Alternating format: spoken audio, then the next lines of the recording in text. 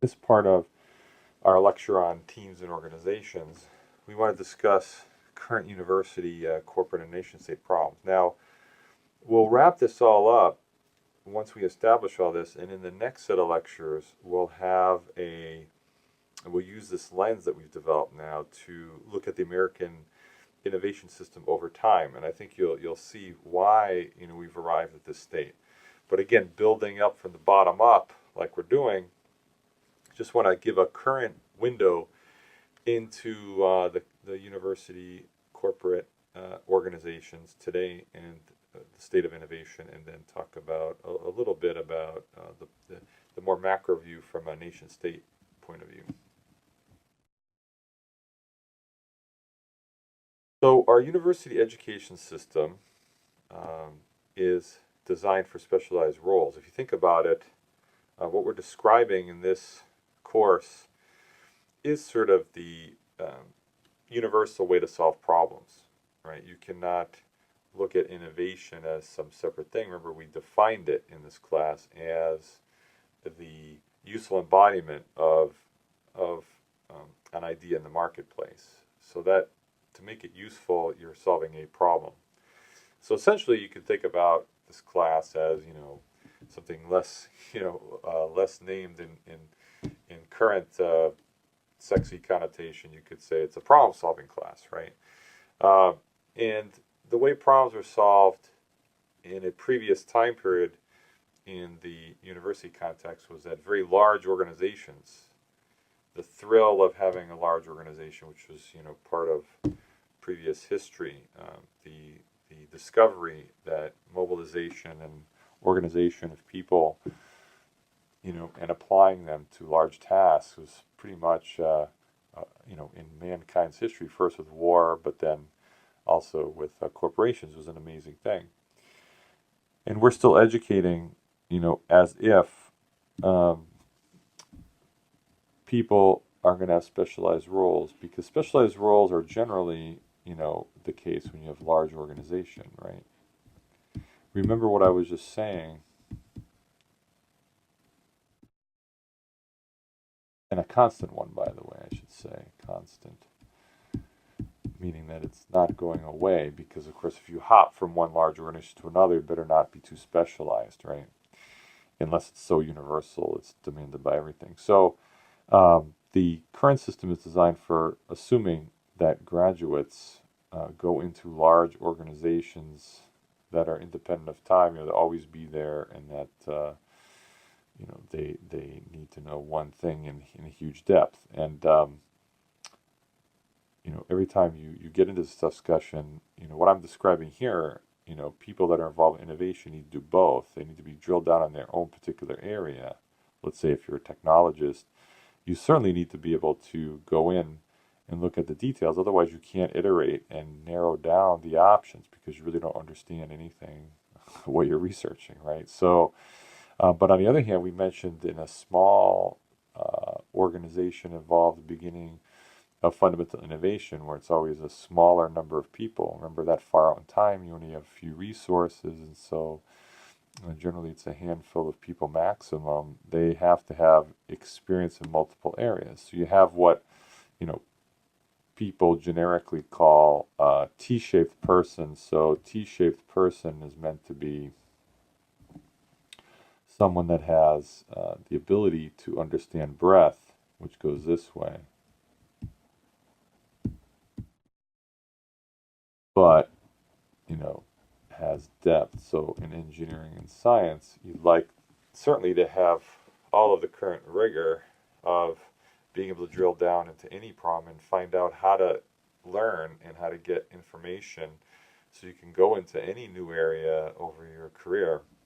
But also to accumulate experience in market implementation, so that your general involvement with the innovation process, whether you're a master innovator or not, is optimized over time.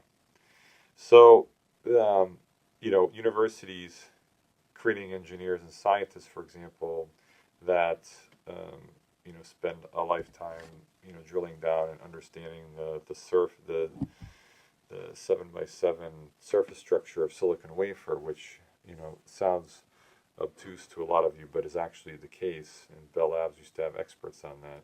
So these kind of specialized roles, where the idea is that they would spend their entire life looking at such things, is not really the way we're seeing the future right now, and yet we're educating that way. It's changing, especially a place like MIT. This class, MITx, edX, a lot of these things are meant to actually address this, because if you have multiple um, platforms and you can see different kinds of knowledge, you can actually drill down when you have to in entirely new areas you weren't educated in before.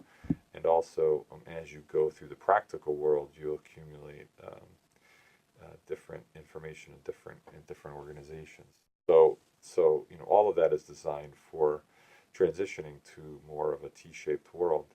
But still, the number of innovators is being limited by the current system, and it's changing. And so for a while, we're not going to have huge numbers of people that understand what this class is talking about.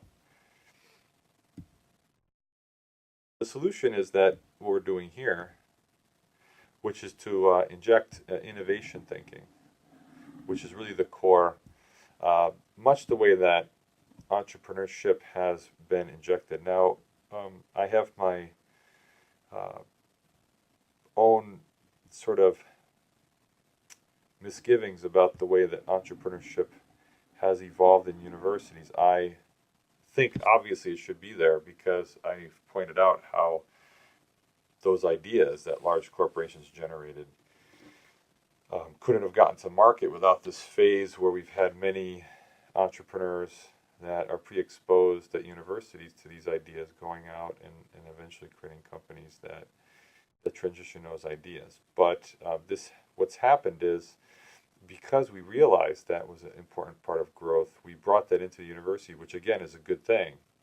However, it's a bit of a cartoonship about growth. So the assumption is that now that we understand this small company mechanics, we understand small company mechanics. What I mean by mechanics is, most entrepreneurship that's taught in universities is about, yes, you have to get investment, and we have to have people, the business guy and the technology guy, and like I just said, having them strict business or strict technical is a big error. But I don't think it's bad. It's just incomplete, and it's not the total solution that people are selling it as inside the university. So just like we've kind of brought that in, and now starting to understand its limitations, we now need to say, aha, we now need to jump and inject the true core of what we're doing here, which is innovation. And so eventually will lead to innovation being the core aspect of education, being wrapped with technical specialties so that you can learn how to go deep. So it's kind of inverting it. Right now, we kind of have this specialized thing from the past, and then we say, by the way, it's all because you should be innovating, and we kind of leave it at that. So I think you'll invert it, where you'll say, look, here's how you actually solve problems, here's how you innovate, and then we'll wrap particular kinds of specific technical knowledge around that. But that's in the process, and like I said, this very class is the beginning of that. And the same thing with the specialization in business, by the way. Up here I'm predominantly talking about engineering and science, but having graduates that, as basically business schools have, in the last 20 years, their market was essentially areas of specialization largely separated from the activity of innovation. And so, that's another problem, and that'll have to be changed as well. So overall, creating depth and breadth in all areas, not just engineering and science.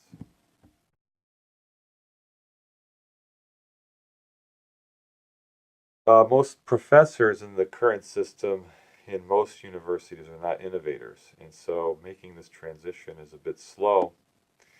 And so getting the knowledge out about innovation being the core thing that we are doing for growth, and how engineering and science is connected to it, is delayed. Again, this all of these pieces right here, from all these bullets, talk about the slow process of converting this, because um, you need more and more people familiar with innovation in order to accelerate that process. So it's a power law, because the more people that you create, the faster it can go, the quicker you change education, the quicker you change growth in the economy.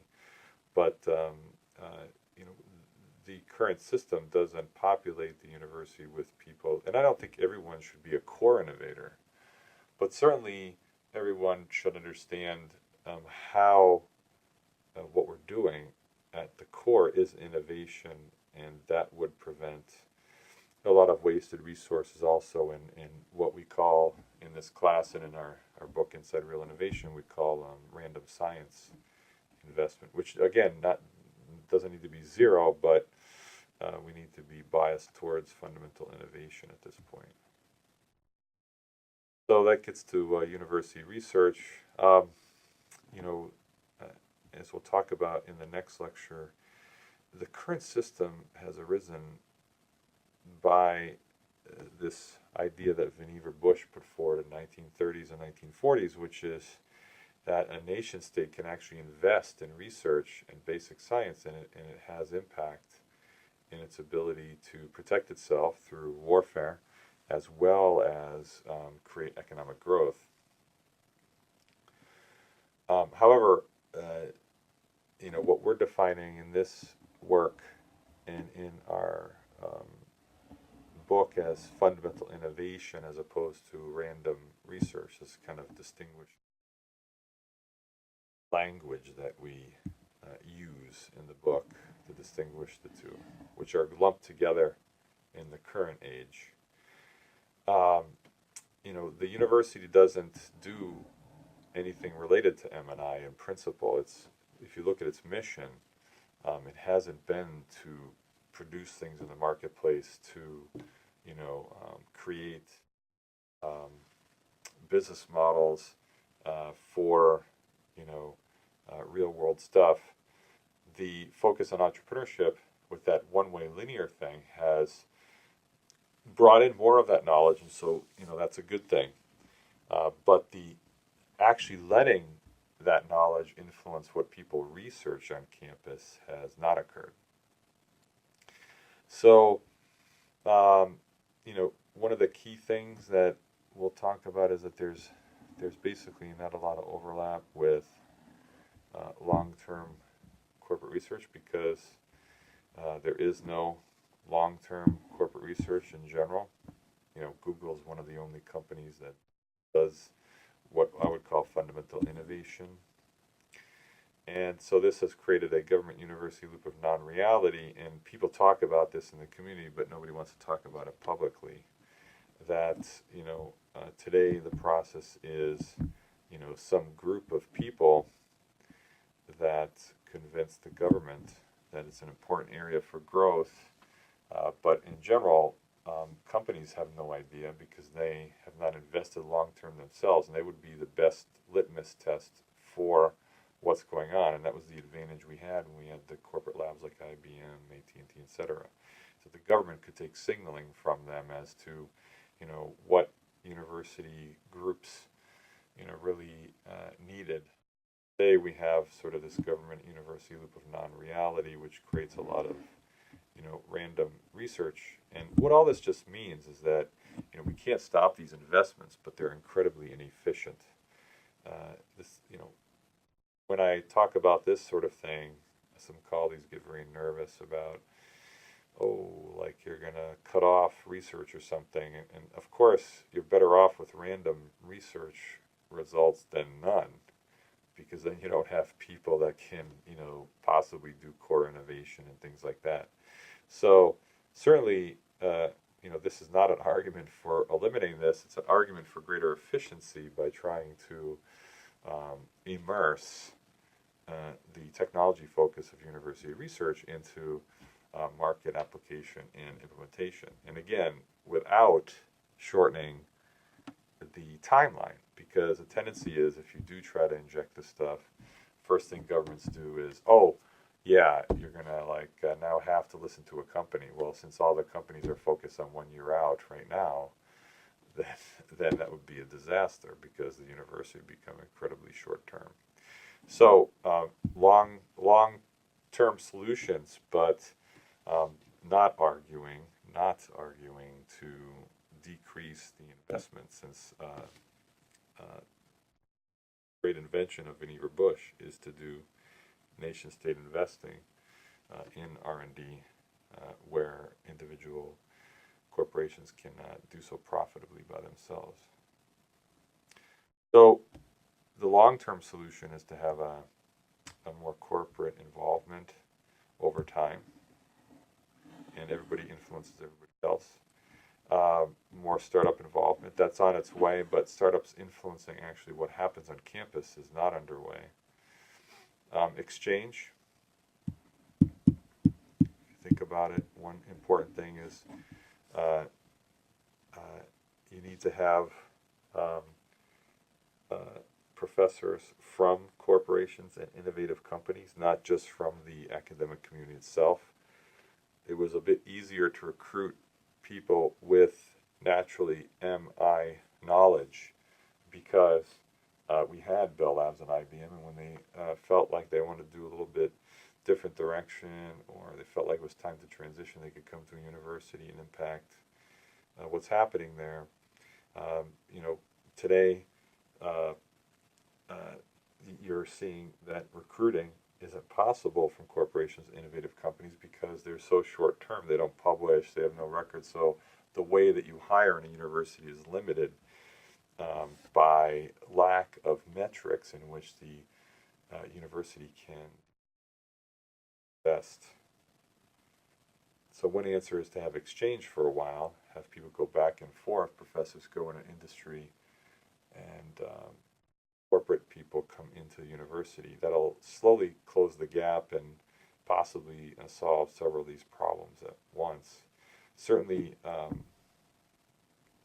big win here in the talk of corporate tax changes would be that someone, a CEO, when they're facing their board,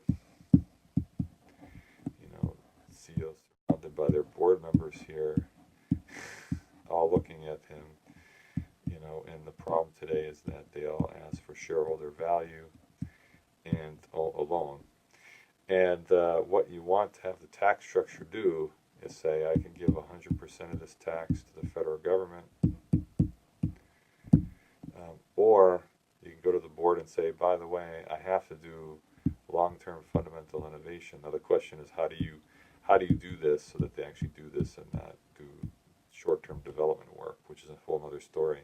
But let's suppose that if I do fundamental innovation, we get low yield because we have to invest far out. You can never tell where these things go, but I get 20% of our money back, at least if I do that, and I get, I lose 80% to the federal government. So any board would say, yeah, sure, let's do that so we can keep 20% instead of, probably in our investment lose 80%, actually not to the Fed, but lose 80%, because it's just the natural loss of long-term fundamental innovation, where I'd have to give 100% to the Fed, something like that, where, it would force corporations to invest longer term, which would create a tail, which would come in and influence universities much more.